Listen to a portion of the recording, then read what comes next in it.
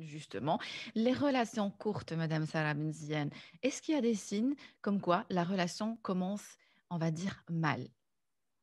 Alors il y a quelques signes, que moi j'ai pu identifier qui sont par exemple le fait de s'engager dans une relation, sans forcément définir, exprimer clairement ce qu'on attend de la relation. C'est-à-dire qu'on part du principe que l'autre a une boule de cristal et qu'il va ça imaginer Ah ce oui. qu'on attend de la relation, ça je l'entends aussi beaucoup.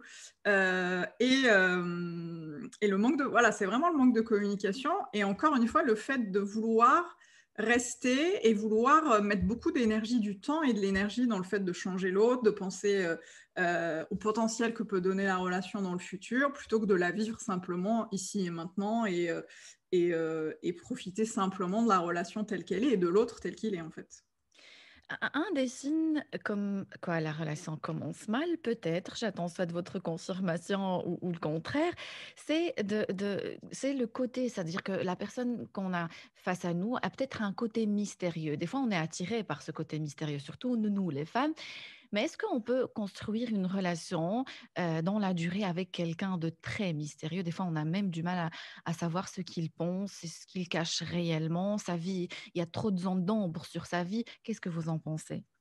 Alors pour moi, ça, c'est un drapeau rouge, ce que Ah! j'appelle les drapeaux rouges quand, au bout surtout au bout d'un moment, quand on ne sait absolument rien de l'autre, quand on ne sait absolument rien de ses intentions, de ses envies, où il ou elle veut aller et cetera. Pour moi, c'est en tout cas, c'est au risque et péril de celle ou celui qui reste, parce que, si on n'est pas très clair dès le début de la relation et si on ne demande pas, parce que si on ne demande pas, on n'obtient pas. Donc pour moi, c'est important de demander aussi à l'autre de s'ouvrir, de se dévoiler comme on le ferait.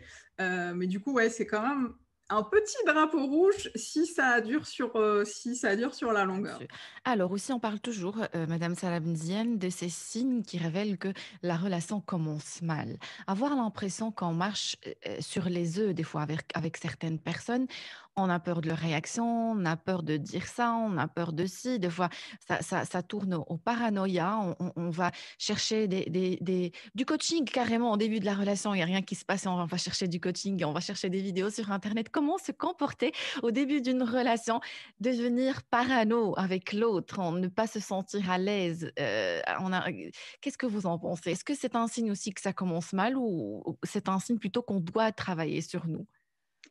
En fait, ça dépend de ce que vous entendez, ne pas se sentir bien dans la relation. Si effectivement on est dans, la peur du jugement, la peur d'être rejeté, la peur de ne pas plaire et cetera, ça peut être intéressant d'aller regarder justement, je ne sais pas s'il y a peut-être des dossiers, des dossiers d'une ancienne vie amoureuse qui n'ont pas encore été classés, voir s'il n'y a pas des blessures, qui sont encore un petit peu à vif et qu'on n'a pas soldées. En tout cas, pour moi, c'est important de solder tout ce qui a un rapport avec d'anciennes relations amoureuses pour se sentir complètement prête, prêt, épanouie et sereine en fait pour avancer dans une nouvelle relation amoureuse. Mais je pense là aussi, alors je sais qu'il y a beaucoup de gens qui vont aller chercher des réponses à l'extérieur, regarder des vidéos ou se faire coacher. Mais je dis toujours à mes clientes que qu'elles ont déjà les réponses en elles-mêmes et qu'elles savent elles-mêmes ce qui est le mieux pour elles. Donc je pense que c'est important de s'écouter et de faire confiance à son intuition aussi. C'est important ce que vous dites, donc l'importance de classer ces dossiers avant d'entamer une nouvelle relation amoureuse.